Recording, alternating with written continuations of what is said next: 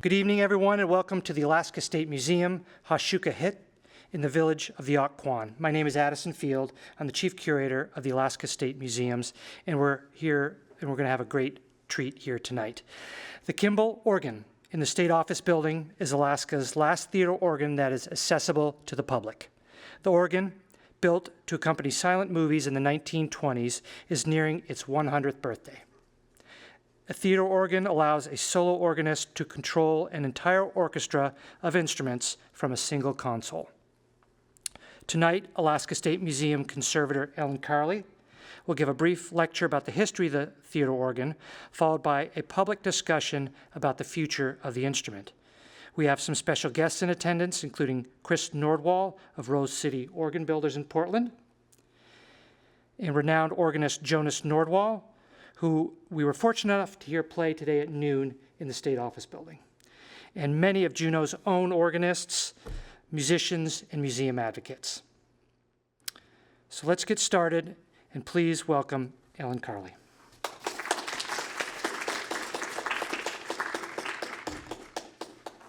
Good evening. Thanks for coming to discuss the future of Juneau's theater organ. I'm Ellen Carrlee, the conservator here at the Alaska State Museum. It's my job to know what things are made out of, how they deteriorate over time, and how to preserve them for generations to come. In this presentation, I'll be sharing the history of this instrument for about 20 minutes, followed by some financial realities from the head of the museum, Addison Field, and then we'll spend the rest of our time together in a question and answer discussion with various experts in the room. The first thing I tell folks is that there is no Kimball theater. It is the Kimball theater organ. Kimball is the name of the company in Chicago that built the instrument. On the left is a historic drawing of the factory, and on the right was their office building, today part of DePaul University campus in Chicago.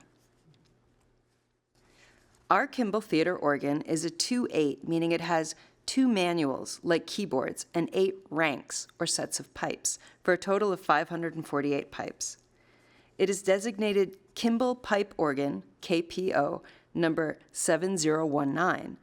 Kimball only made 7,326 pipe organs before they closed their pipe organ division in 1942.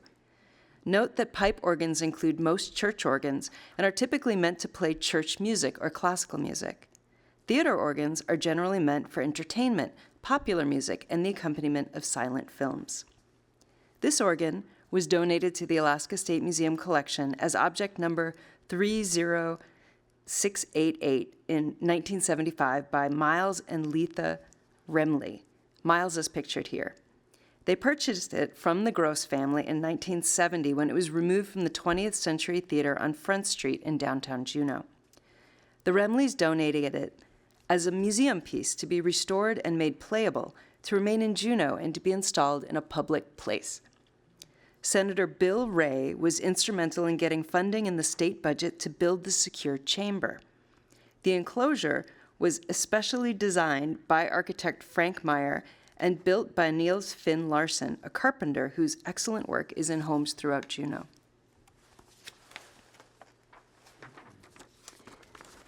Here's the Alaska Daily Empire newspaper from July of 1916.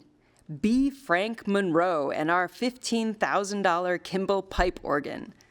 Note that while the Coliseum Theater did open in 1916, the theater organ didn't get here until 1928. But wow, $15,000. The Consumer Price Index inflation calculator on the U.S. Bureau of Labor Statistics website tells us that $15,000 in 1916 had the same buying power as $438,340 today. The 1920 census says Juneau's population was 3,058 people. The 2020 census is 32,255 people. So we've got like 10 times the population now. Think about that kind of investment and what that means for the importance of movies and entertainment in the gold rush in the early 20th century. It wasn't all about saloons and prostitutes. It really speaks to both the wealth of the gold rush and the popularity of the theater experience. Here's a little bit of an early historical timeline for context. 1897, William David Gross begins showing movies in Alaska. That's why the logo and advertising for today's Gross Alaska theaters, like the one in the valley, say, since 1897. In the early 1900s, the theater organ was invented as a one-man orchestra to accompany silent films. In 1927, the first talkie, The Jazz Singer, was released. Our 1928 Kimball theater organ was installed in W.D. Gross's Coliseum Theater here in Juneau. 1929, the Great Depression began. By 1930, the population of Juneau was 4,043 people. In 1939, the Kimball theater organ was moved to the 20th Century Theater. Our theater organ was built and installed by C.W. Sandy Balcom of Balcom and Vaughn Pipe Organs in Seattle, 1928. Balcom and Vaughn were the West Coast reps for Kimball. On the left is the only photo I could find of the Coliseum Theater, showing deep snowpack. It burned in 1946, but our organ was not inside. Luckily, W.D. Gross had moved the organ around the corner to his 20th Century Theater, where it remained until 1970. This movie theater was active and showed films until the COVID-19 pandemic in 2020.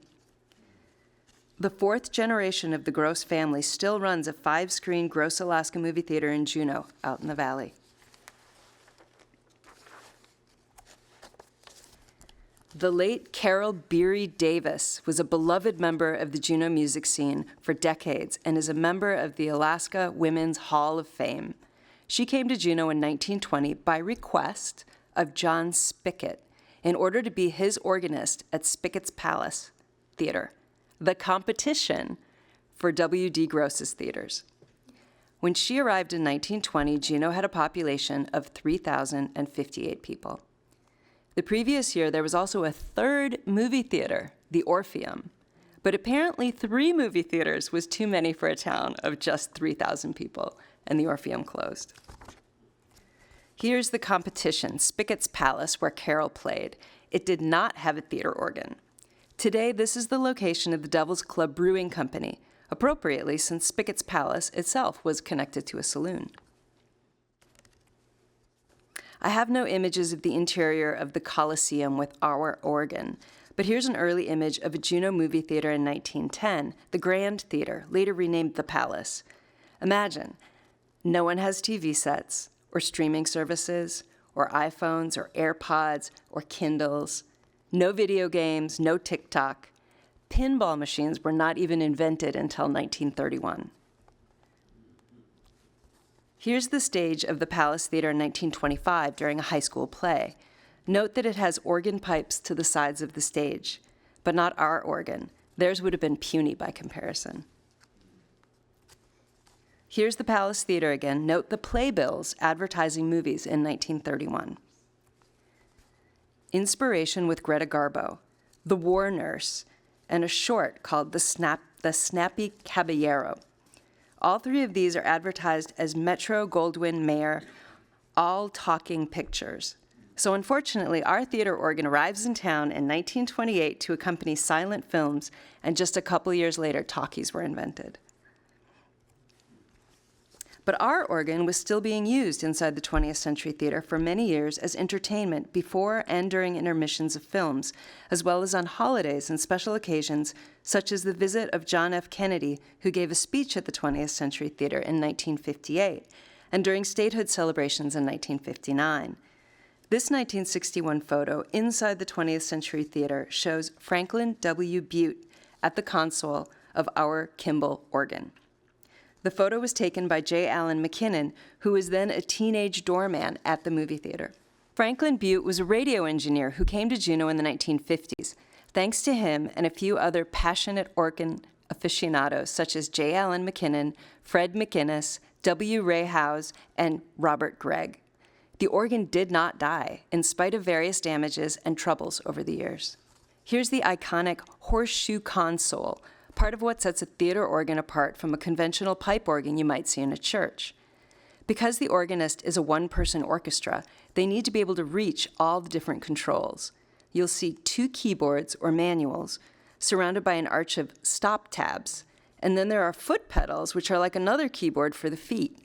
From here, the organist can control everything from the notes being played to the volume, the selection of pipes, melody, harmony, bass, and percussion. J. Allen McKinnon is another hero to the Kimball Theater organ.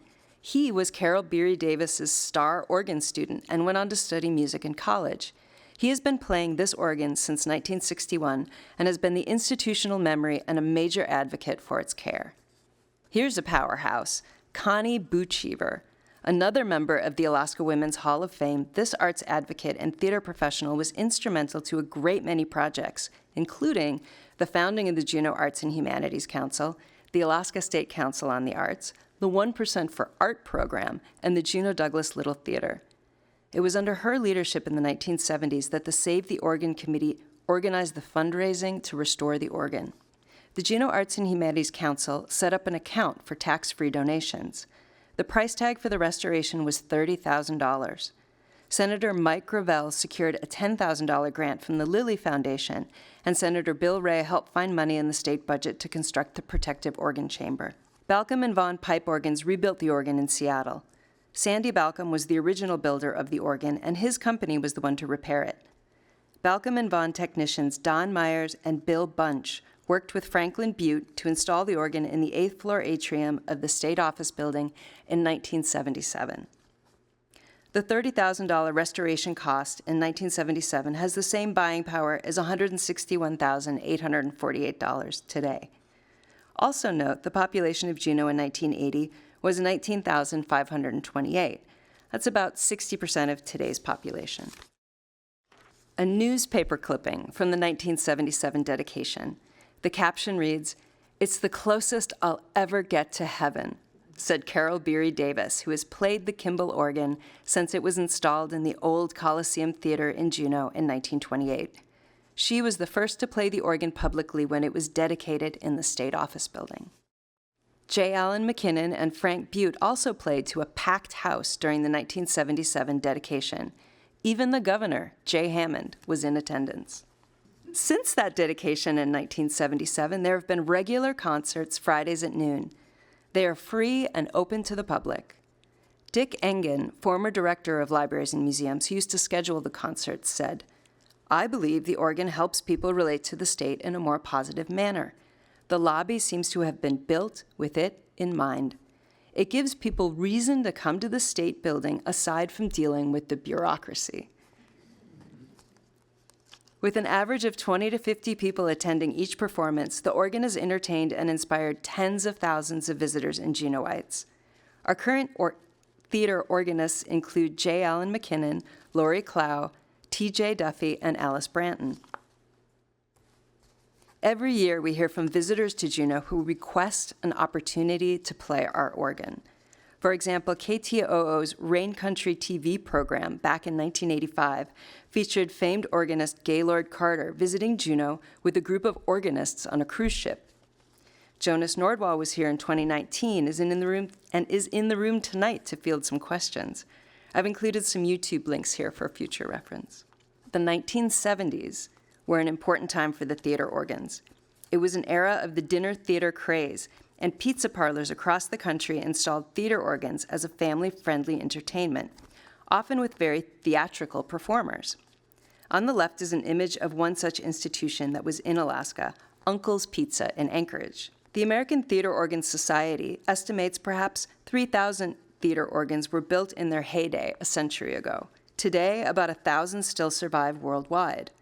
Of those, perhaps 300 are known to be in public places in the United States. Our Kimball Theater organ is the only one the public can still hear in Alaska. Our special guest, Jonas Nordwall, was a regular organist at Organ Grinder Pizza in Portland, which closed in 1996. Only 2 or 3 such restaurants remain, including the famous Organ Stop Pizza in Mesa, Arizona, with its mind-bogglingly giant Wurlitzer theater organ. It has 4 manuals and 82 ranks, about 6,000 pipes. In comparison, remember that ours has 2 manuals, 8 ranks, and 548 pipes. As you can imagine, the restaurant employs a team of organists and technicians.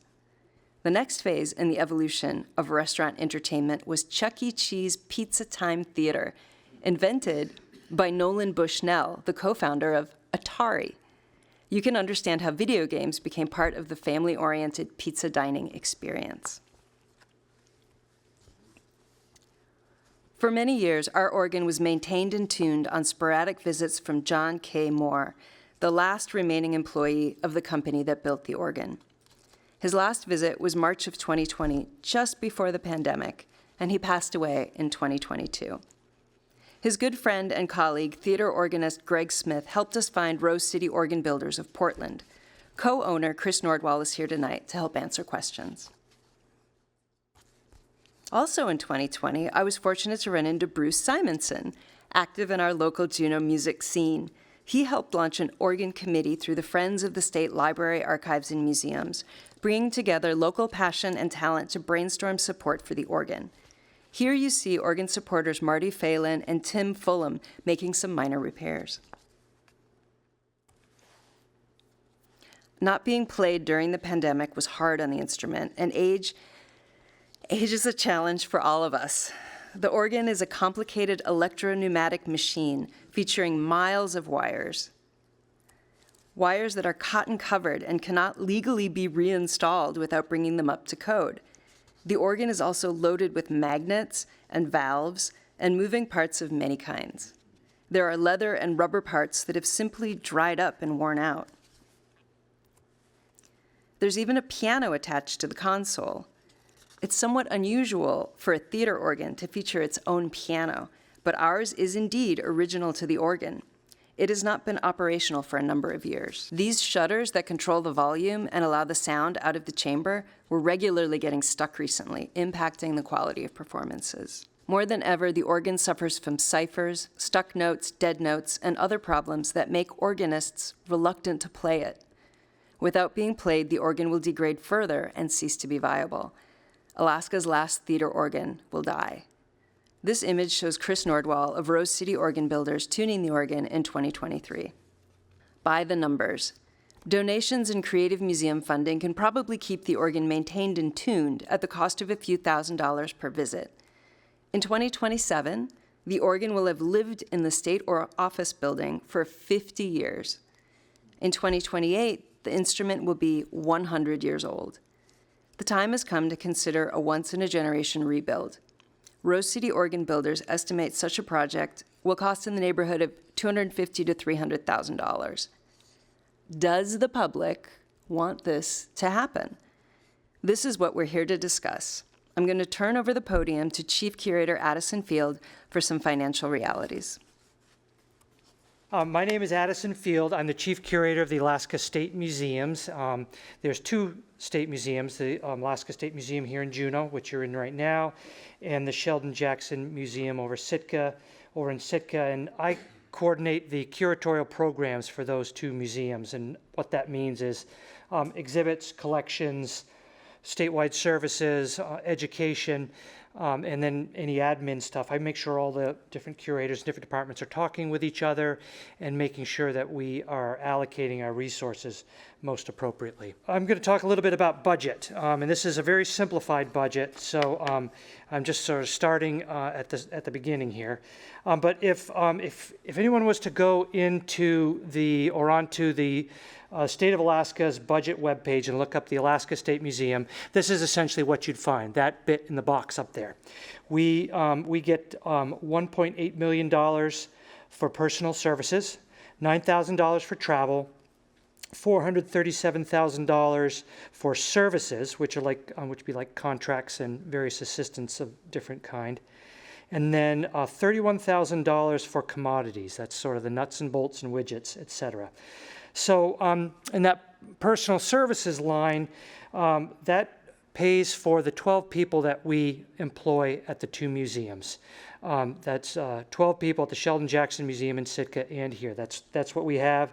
Everything that we do, we're doing with those 12 people. We are lucky here in Juneau to have a library and archives who share the building with us. We get a lot of help from them. We couldn't do a lot of the things we do without their assistance. But then we also get $9,000 for travel. And when we finish up our travel between here and Sitka for, I go over twice a year to manage staff over there, and then Ellen goes over about every other year to do conservation work over there. Exhibits folks go over. We are lucky if we have enough money to send one person on a rotating basis to a professional conference or training event in any given year. It's just kind of that tight. So then we get down to like services and commodities, and $437,000 there, and then $31,000 in the commodities there. And I'm gonna come back to that on another slide, a couple other slides. So I'll come back to that, but can always count on between $10,000 and $40,000 a year from the Friends of the State Libraries, Archives, and Museums. They are integral in helping us do everything that isn't like people around here. They help us pay for exhibits and honoraria and bringing in co-curators and pretty much everything we do. And then we have a small grant writing program as well, anywhere from, we can expect revenue anywhere from from $0 to $45,000 a year, just depending on what our programs are. We're very focused and succinct in what we decide to apply for grants for. But so that's really what you'll see if you look at the budget for the Alaska State Museums. I'm gonna go now here. Go to the next one here, and sort of give you the realities of those goods and services, right? That looks pretty good. $437,000 in services with $31,000 in commodities. We also have another form of revenue, another avenue of revenue, and that's ticket sales, and called program receipts.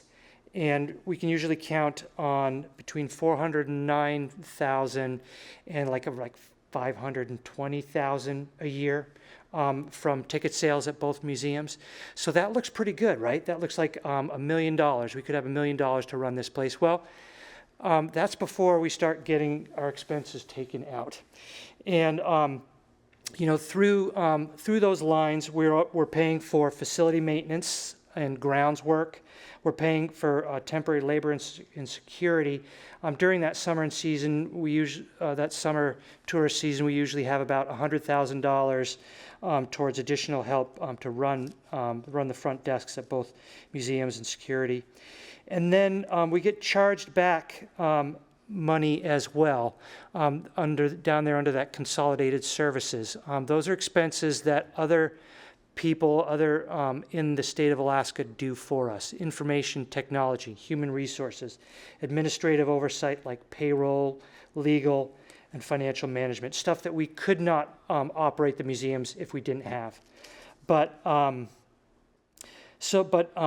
When we get the revenue in and then we get the chargebacks and the expenses back out, my take-home pay, right? And you think of it and I can think of it that way, is I've been given my pay, and then I've paid all my taxes, so to speak, and what I take home, what's in my check to operate the museums during the course of the year is $55,000 for services and $22,000 for commodities. That's my paycheck. And that's what we use to pay for speaking fees, guest curator honoraria, gallery guides, rack cards, paint, wood, supplies for kids' activities, everything else. That's just the way it works here, and the staff are able to do absolutely amazing things with that. But I wanted to sort of show that to you so that people would understand that a $250,000 program would be steep for us to run through a couple of fiscal years or something along along that line. We have to have another form of income, of revenue, in order to make a project like that happen.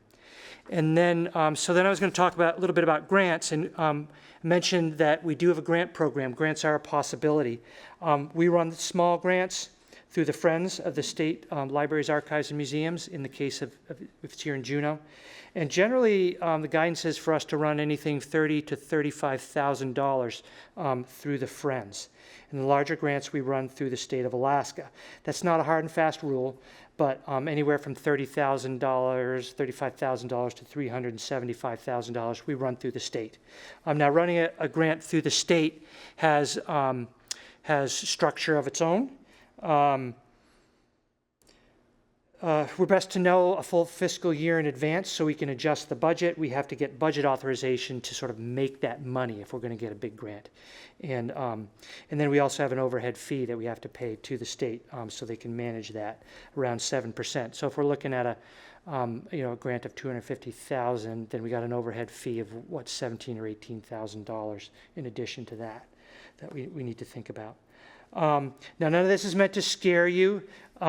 This is just the realities from the chair I'm in, but it is a challenge. So when we go down this route, if that's what the community decides we want to do, we're going to need to make sure we have a structure in place, we have financial checks and balances in place, and then we have firewalls that can protect the state, the Friends group, protect me, sort of keep me from getting one step in front of the state and keep my hands out of the firewall fire, so that we can get a project like this done successfully. That's sort of what I wanted to chat about. I guess I'm going to go over here. And Ellen, did you want to talk about that last slide? Well, just before we start passing the microphone around for questions and discussion, the larger font there is the original Save the Organ Committee, who is involved, and then all those other names on there are the folks that donated in 1977. So something to think about how it happened before.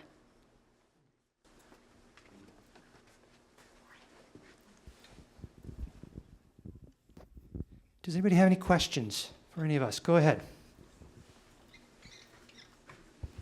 My name's TJ Duffy. I'm one of the organists. I arrived here in 2008 from Nashville. I was the one in the green St. Patrick's Day attire. My question is, and Ellen, you may not know this, but I think J. Ellen does. I understand that the original, the console that's in place right now isn't original. I'm just curious how old that is and what happened to the original one, if anybody knows, because that's something I've always wondered about. So I can make a guess here, like you see a white console, and then you see the darker console. Like, my understanding is it is the same console, but it got rebuilt by Balcom and Vaughn. Refinished? Yeah, refinished. Okay. Is that other people's understanding? Anybody else have thoughts? But there's a document that you sent to me that states that they stripped it down, and B&V found that the original, there was a question about its finish.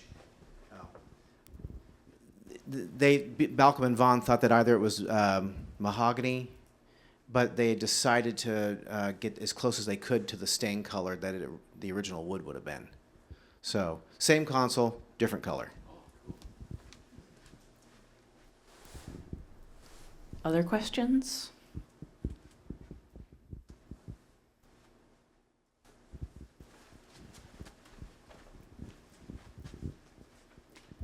Hi, this is Bruce Simonson. I'm just curious about the summer use. We have Friday noon concerts every week starting for tourist season. Is that right?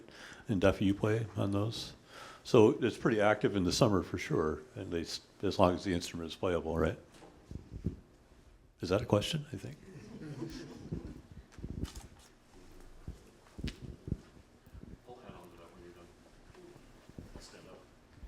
And for those of you who are like part of the historical society and everything, if you walk around downtown, you see these big, I forget what they're called, information things. The organ is mentioned on a bunch of those. And I think a lot of times in years past, the concerts have been promoted on the cruise ships as something to do if it's a day like today. And if you want to stay inside and stay warm, that you could go downtown and hear this instrument. So it is still advertised on those big permanent displays downtown. So if you're ever walking along the boardwalk, I encourage you to stop and look at it, because it would be a shame if the concert stopped, but they're still advertised, and then we'd have these tourists walking around looking for it.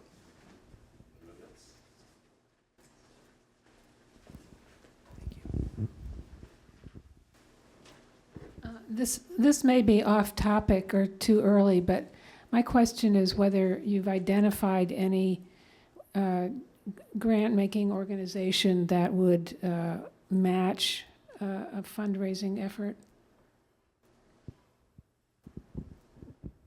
There is grant organizations around, and certainly ways we could go in that, but we haven't.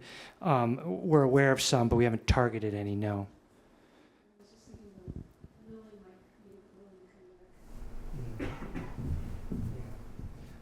The sort of that question about grants and we can administer a grant and we can certainly help write it, but it's not. It's going to need to be a sort of a team effort, right? There's a lot of folks in this room with the passion and the understanding of an instrument like this greater than ours.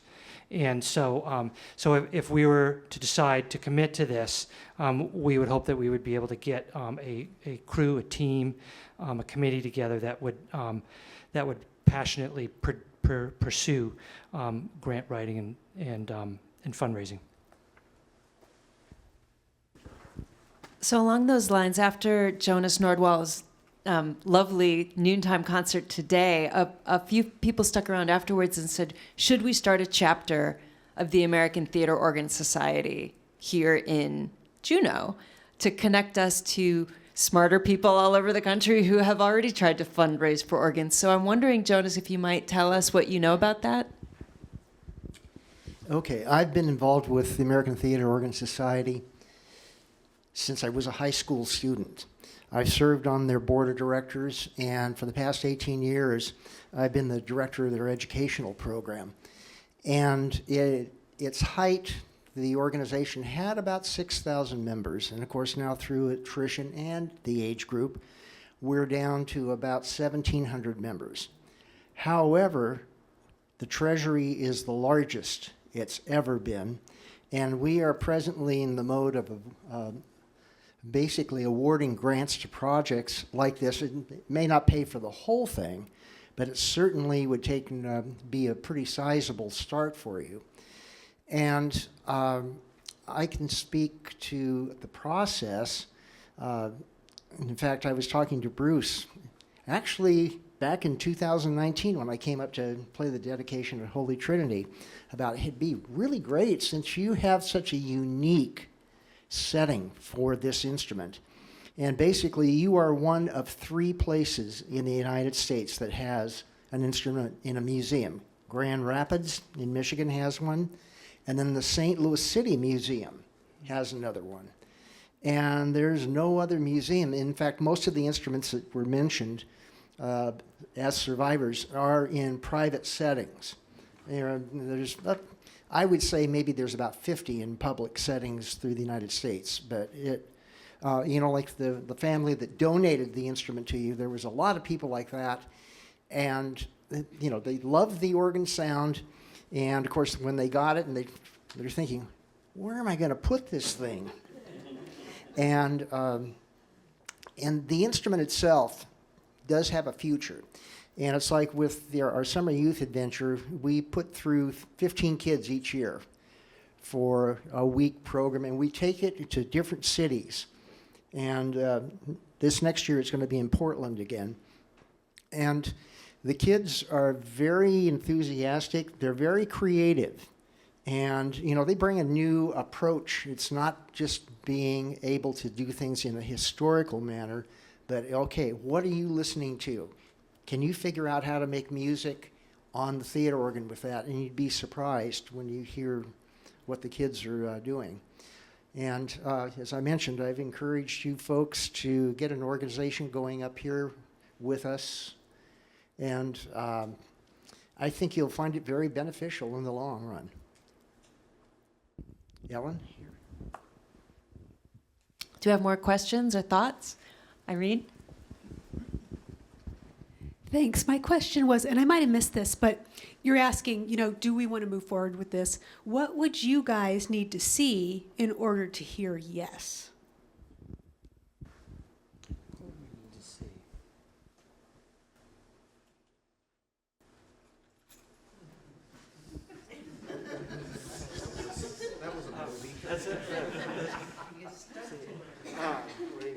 momentum, traction.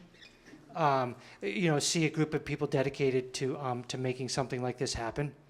As Ellen was, we were prepping for this evening. Ellen says, we can barely keep the dust bunnies out of the chamber up there, and that's just the way it is. So we would need to rely on you, the folks in this room, the folks in this community, to help us with that traction, to help us get moving on something like this.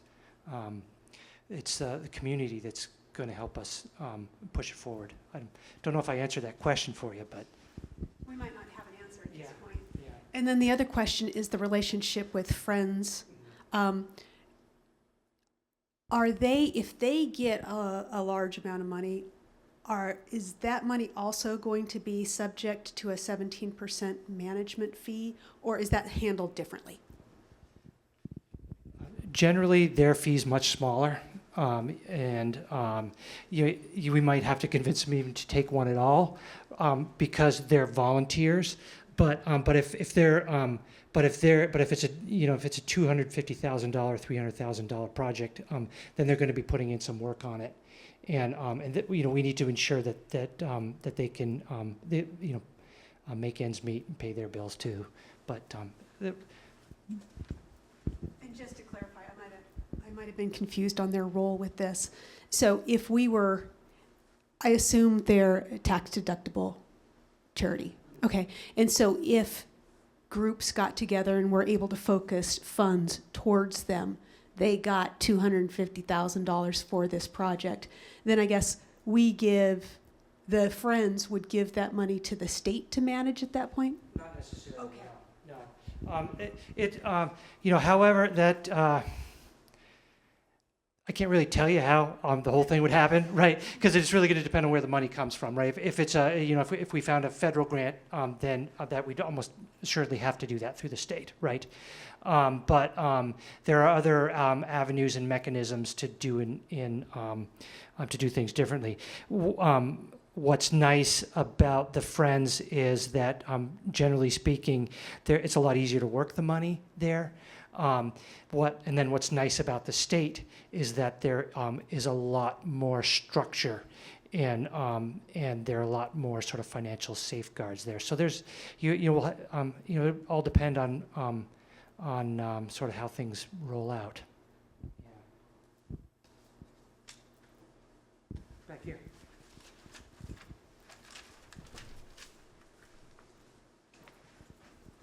Thank you for the presentation. I really hate to ask this question, especially since the last one was so hard. I thought your part was very interesting about the cotton wiring within the piano, and it really makes me wonder, realistically, how long do we have before we're at the point of no return with this piano? What you say? Organ, excuse me. Well, I sort of have a follow-up question to that. Okay, we're going to get two questions. You guys are on. Hi, this is Eric Nelson here. So if you guys were to overhaul this thing, what's the rough life expectancy with sort of routine maintenance? Until you need the next big fat overhaul. So you got nearly 100 years out of it. Granted, portions of it had been rebuilt 50 years ago. And as Ellen also mentioned, the pandemic didn't do the organ any favors of just sitting there. So with decent maintenance, there's no reason that it's another 80, 90 years. Things are going to fail as they go. There's a lot of moving parts in there.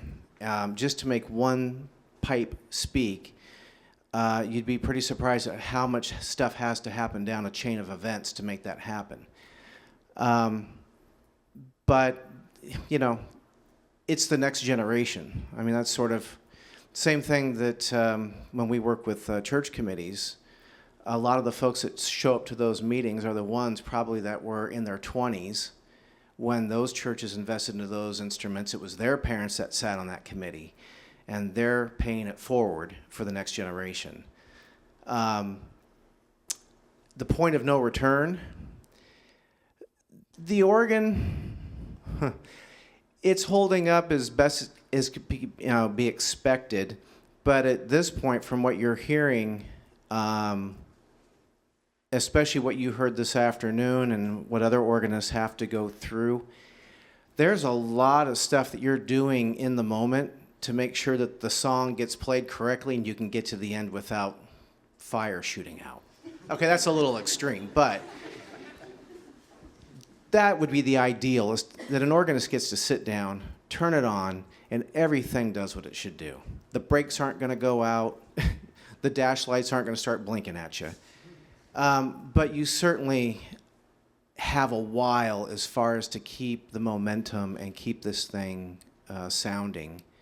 You know, I can't put a timestamp on it, but I would say certainly 6 to 8 months, no problem. It's going to continue. You may lose a few more notes. There's, at this point, as of last night when we were tuning and working on it, I think there were probably 15 to 20 dead notes. There's some mechanical issues that you put certain stop tabs down and things play and they shouldn't be playing.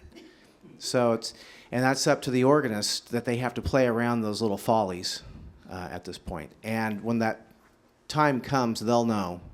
They'll come into play, and it'll just have so many little, you'll just have to walk over and turn the switch off and see what happens next.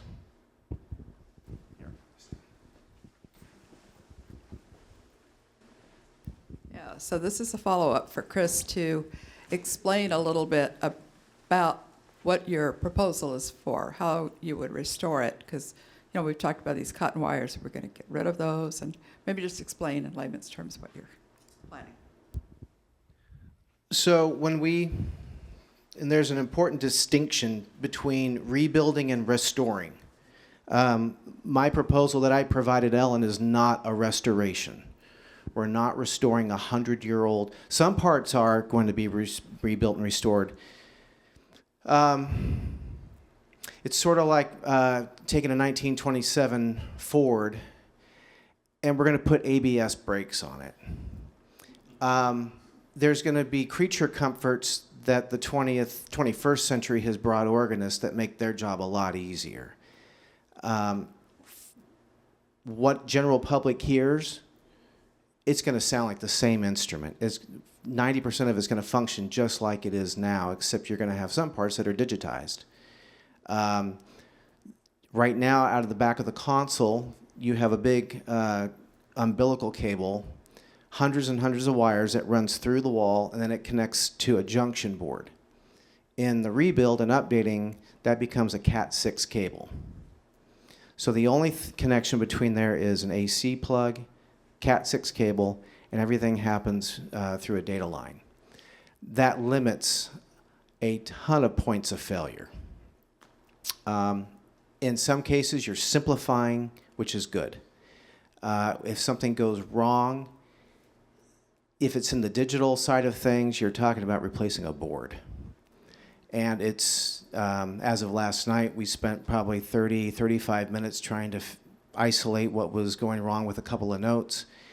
And you're very carefully, it's like playing that game of Operation, and you don't want the thing to buzz at you.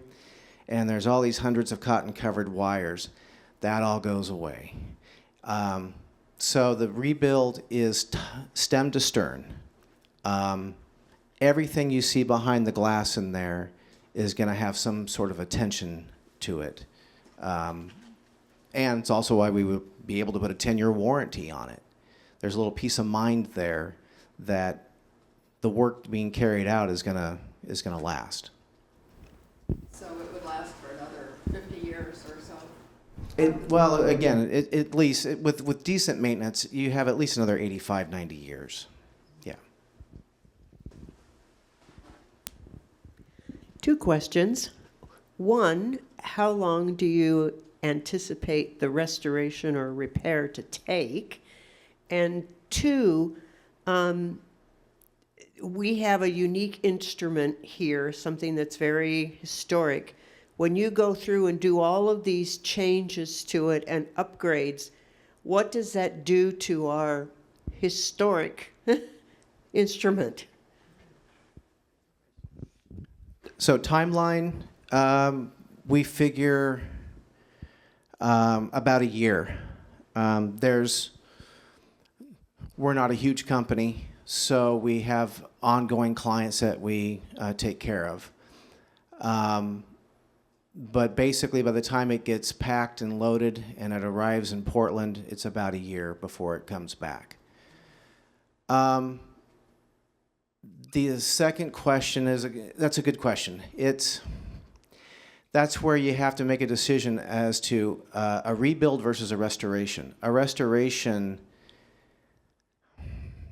you're probably looking at $450,000 if you're going to try to restore something, because you don't get to go to a supplier and say, hey, I need 75 of these little pneumatics.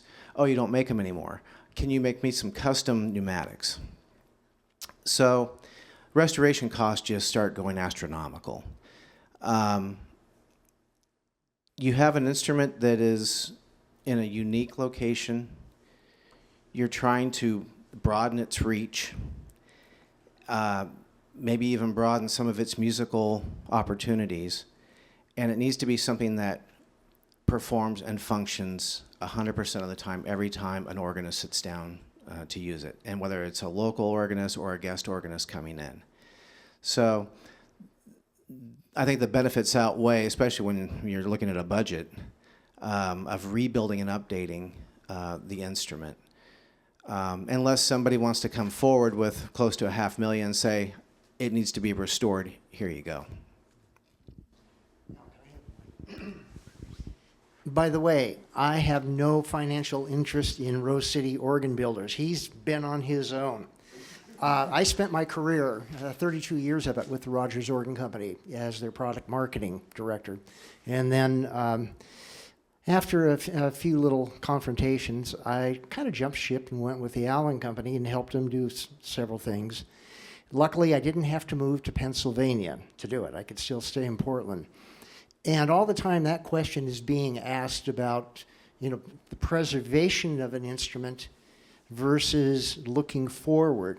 And it's like today, when I did the tunes from the 70s, that application was not in anybody's mind in 1920.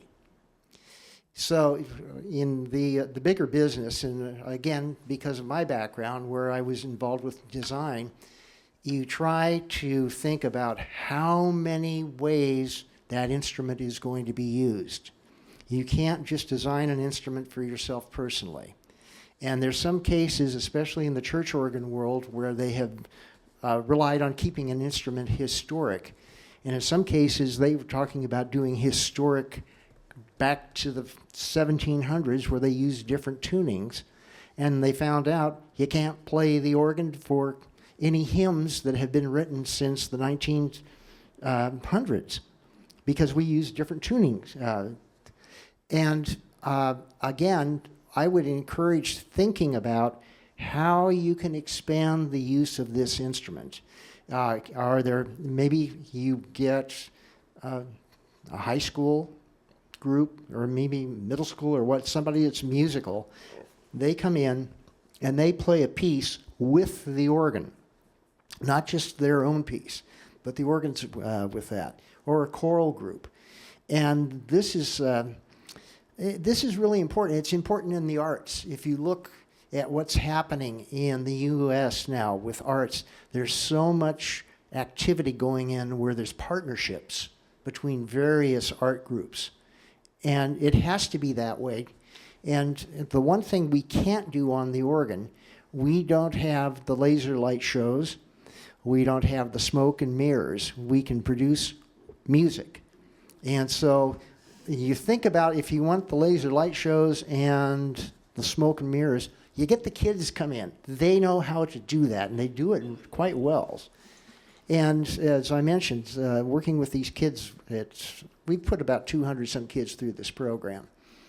And they come in, they find out what the instrument is about, and then they think about, hey, this is what I can do with the resources. And that's, again, going back to my statement, that's what you want to really kind of have in the back of your mind, is the motivation to keep this instrument alive before your public up here in Juneau. So TJ started asking me about digitization years and years ago. And as the conservator at the Alaska State Museum, of course, original material and historical, I mean, that's like a big part of what we do here at the museum. And if you touch something and you move its parts, you take a lid on and off of a basket, or you have a rifle and you go chick, chick. I'm like, that's consumptive use. You're putting new marks on the object. You're making it confusing for its historical authenticity and whatnot. But I think getting my head around the organ is something that is played, and there's kind of no point to us having it in the collection at all if it doesn't get played. Objects that we have in the collection are important because they're important to people. And the instrument isn't important to people for what it looks like. It's important to people for what it does and the music that it makes. And right now we're at a delicate tipping point with the instrument where there's only a couple organists who will play it. And if we have dead notes and it's not reliable and they have to do things to work around what's going on, nobody plays it, it'll die. And if there's going to be a new generation of kids coming up, like Jonas is describing that way of possibly doing things, we got to get that going, or there will be no organists in our future. And I'll give this over to TJ, because he's been talking to me about this since 2008. I got three comments and questions that I was going to piggyback off of previous questions. My first question is regarding fundraiser. Is there anybody here today that is associated with or employed by the Juneau Community Foundation? Anybody? Oh, I was so hoping. All right. I'm sorry? Okay, if you know people who are. Just saying. All right, the second question was about how long it was going to last. Just a quick story. I hate people to tell stories at lectures, but in 2019, I got to play an organ in Belgium, and all of the pipes there looked centuries old. And I was asking this organist about it, and he's like, oh, yeah, those are 200 years old. Those are, God, probably 300. And the point being, you know, pipe organs came into being in churches right around the Reformation, but they've been around since 2,000 years. Very primitive styles. The point I'm trying to make is those pipes last virtually forever, because that organ sounds exactly like it did today as it did in 1928. The only problem is the mechanics of making them sound, because if you view a pipe organ pipe as the same as a trumpet, you know, it doesn't really degrade. It just has to be played, maybe oiled a little bit, and that's it. They last for centuries. All of these organs in Europe, you know, the pipes are centuries. I also got to tour the one in Salt Lake City. By comparison, that has 12,000 pipes. And the organist had 2 full-time technicians that did everything, and he said some of these pipes date back to Brigham Young, so mid-1850s. That's amazing. So that's kind of cool. We just need to get the mechanics to make them sound. And then I forgot, and the final question for the record, and Ellen knows this, I am so into laser light shows, bubble machines, and smoke. I think that would draw a crowd. We have more questions, maybe?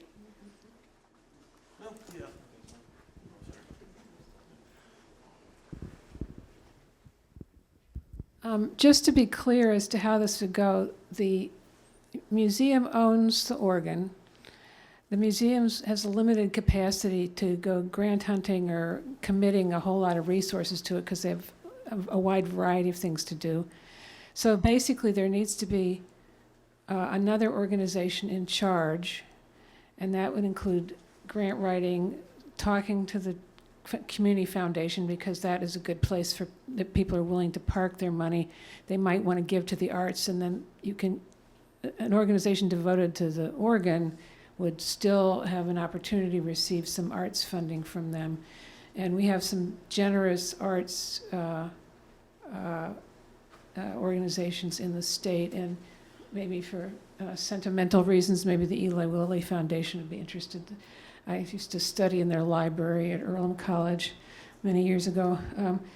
But at any rate, what I'm trying, I just want to understand what you're saying to us about your limitations, so that I don't, because you're going to own it, you can't be completely divorced from this process.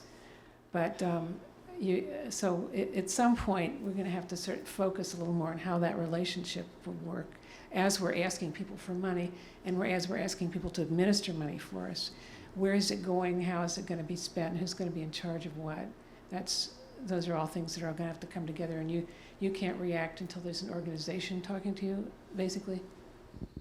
I mean, I get it. I'm not complaining about it. I just don't understand. You at the beginning, you mentioned of what was really a pretty good model, right? A group that would focus on fundraising, on grant writing, and sort of putting the renovation project, the rebuilding project in order. And then as for the financial agents, they're there, right? The Friends or the state, and then Ellen is she's the local subject matter expert, and she's got access to two subject matter experts down in Portland, and so you work a project like that together as a team. Everybody takes a role, right? And we work together, to get the project done. I don't know if I'm answering your question there, but Yeah, sort of. I was having a little trouble figuring it out. mm, I think I understood initially, but I just wanted to. yeah.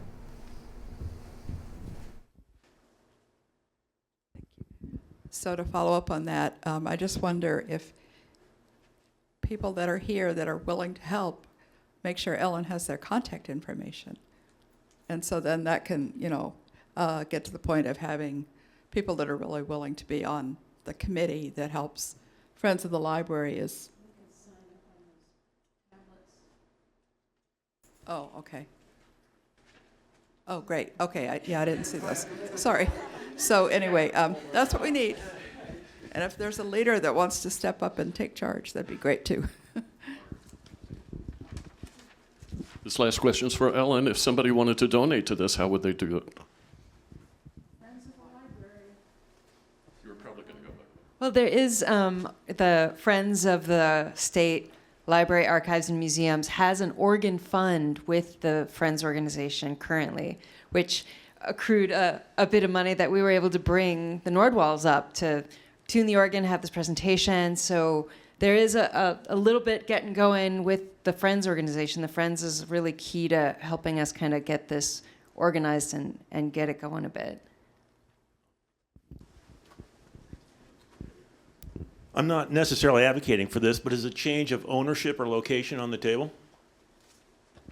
And the follow-up question is, when you go digital, I think the internal, I'm an engineer, so I want to understand this a little bit. So when you go digital away from kind of a pure analog model, a lot of your internal parts are like leather and felt, right? And is the character of the sound, would you classify it as substantially the same? Yeah, the sound stays the same. Okay. It's the housekeeping. Yeah, the wind chest where the pipes are that you see racked on top, all that stays the same. That all gets rebuilt just as it was when Kimball built the instrument originally.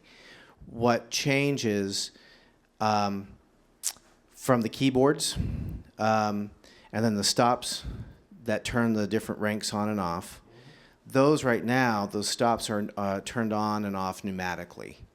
That on-off machine gets replaced, and it's a solenoid, and so that becomes electric. That is our friend when we become up to do service work, because you don't have to start dissecting the organ. You go in, and if you have a bad stop action magnet, it's a clip, 2 screws, put the new one in, put the plug back in, and you're back in business.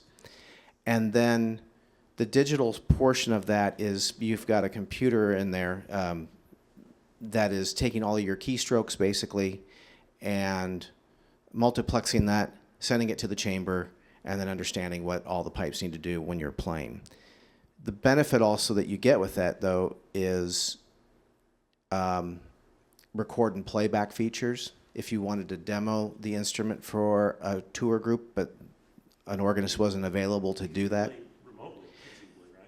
it can be played remotely. Well, yeah, I mean, There is that possibility. yeah. I mean, you could play, it would have MIDI capability, meaning you could take a Casio keyboard with MIDI ports and you could sit off to the side and play the organ from that MIDI keyboard. The other benefit of the digitizing that system is you don't always necessarily need two technicians to come up and tune. I don't need somebody to sit on the bench and hold the notes and having me scream over going, next, next, next. I have a remote that I just select what stop I'm tuning, and I can move the notes just from inside the chamber. I don't think if there's anything else there. You could go further down the rabbit hole, and you actually could then do and wire additional effects into it, such as fog machines and lasers. That's not part of our proposal at the moment. Yeah, thank you. You also asked a little, at the very beginning, there was a separate question you asked about the location and ownership. And that, we have talked about that on our, in our small group about, what is the best arrangement for the long-term survivability of the instrument. We're open to that if the right situation arises, I guess. Did I hit that right, Bruce? Do you remember? So it's possible. Well, I maybe ask Jonas to talk about the acoustics of the space and how appropriate that is. Okay. That was a quick line.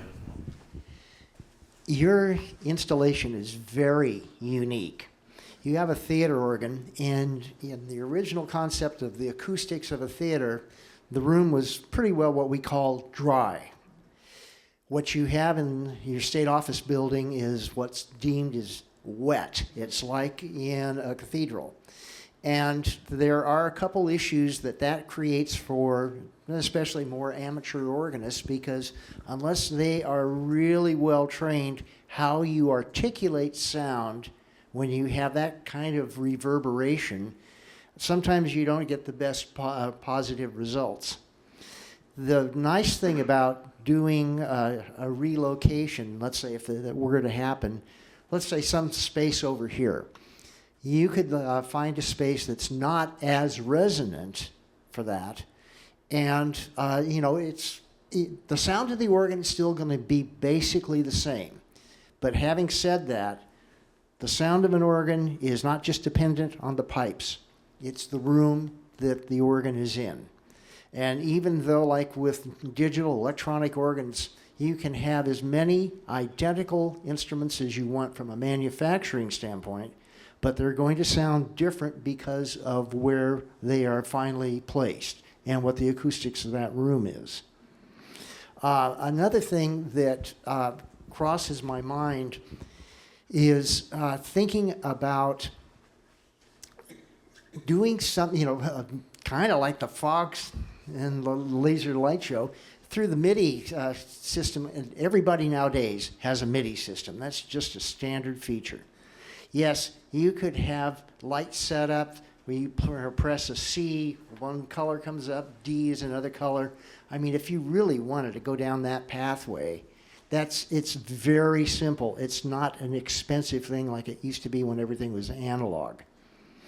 And the last thing that I would suggest in thinking this through is, what is the best solution for the instrument, in your opinion, for your community? And, that's something that needs to be, just throw it on the table and discuss what you want to do. And although Ellen advised me if I wanted to annoy all the state employees, I could play as loud as I wanted to today. That's another consideration. Maybe if it were in a different home where you didn't have that particular restriction, you would get more use out of the instrument. Again, that's your decision, though. So, with that, here's your microphone.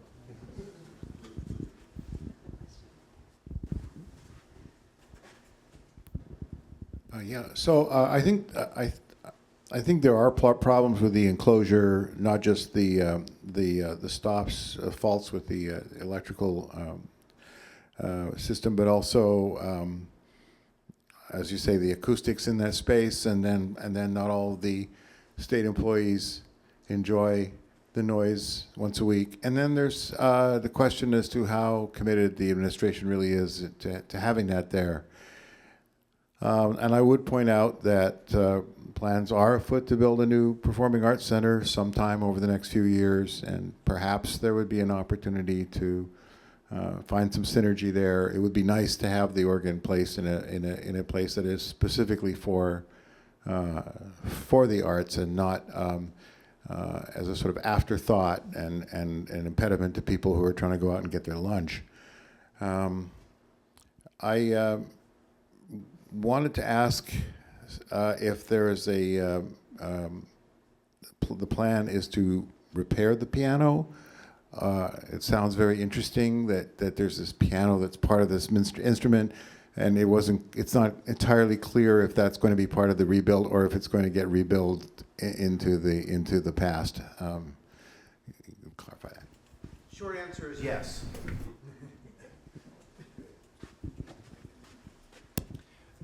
We're lucky enough to have, not too far from our shop in Portland, a fellow who specializes in mechanical musical instruments.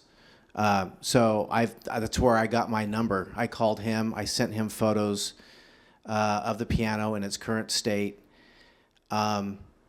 He provided me, I asked him for a worst case scenario number. So yes, that is part of it. The idea is that when it comes back, wherever it gets installed, it's turnkey. It's going to be as if, for the most part, as if when it was first arrived. You turn it on and everything works as it should.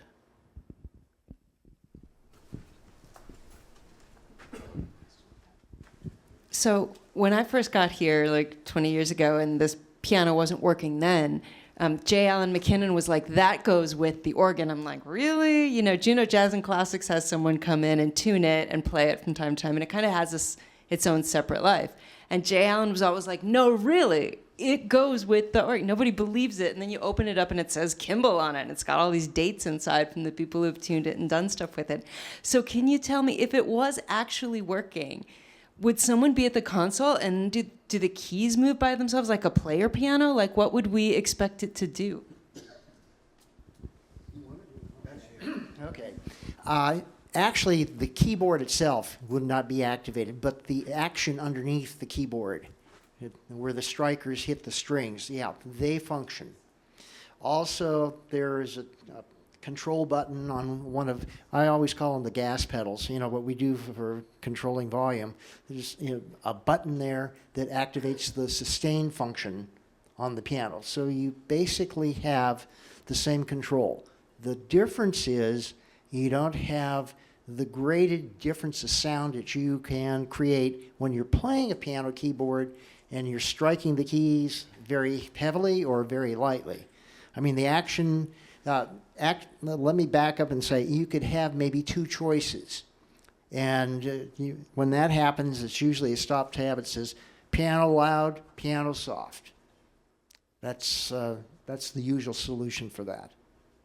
But yes, the piano did play in the theater, definitely. Just speak real quickly.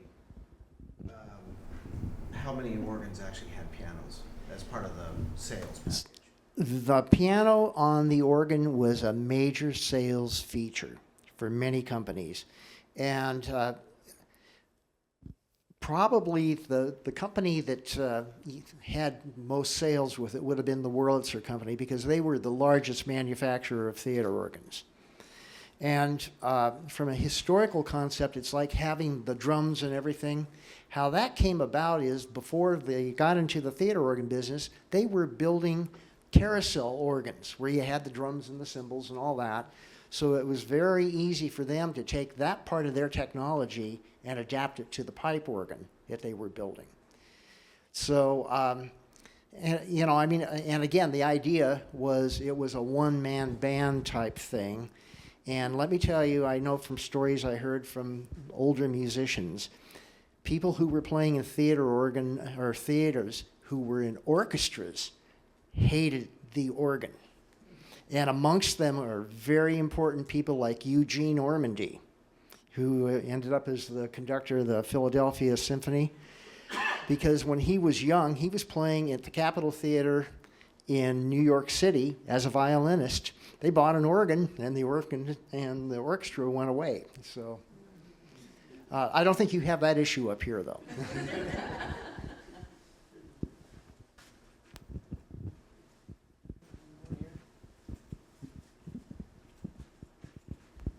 And just a follow-up comment, the piano has been played in Juneau. I have seen it. You talked about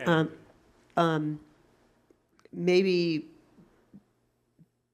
moving the organ to some other organization's ownership or something, which Eric asked about. And you said that you had talked about it. Now, just off the top of my head, I can't think of any place in Juneau that you could put that organ. Did you guys have any thoughts as to where it could go? Or it was just kind of a passing thought of maybe it could go somewhere else? What we talked about was, or were some of the opportunities that might arise from having it in a different place, like it being more available for kids to play, or for music teachers and music to be taught on it, for people to learn how to play it, and that might be facilitated by a different place. But we didn't talk much beyond that. Again, yeah, we were in sort of the same situation. Yeah, where do you put it? I'll just say it. I vote for keeping it where it is, because we're very, very lucky to have such a fine acoustic space, and then the problem of access can be solved other ways. So I think, actually, that's just my vote. Oh, I didn't mean to kill it. And what do you guys think?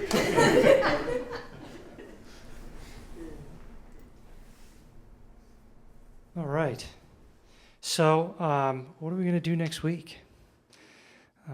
Anybody who is interested, please go ahead and put your name down on the pad by the door there on your way out. Wait, do we have another one? You have another? No? Okay.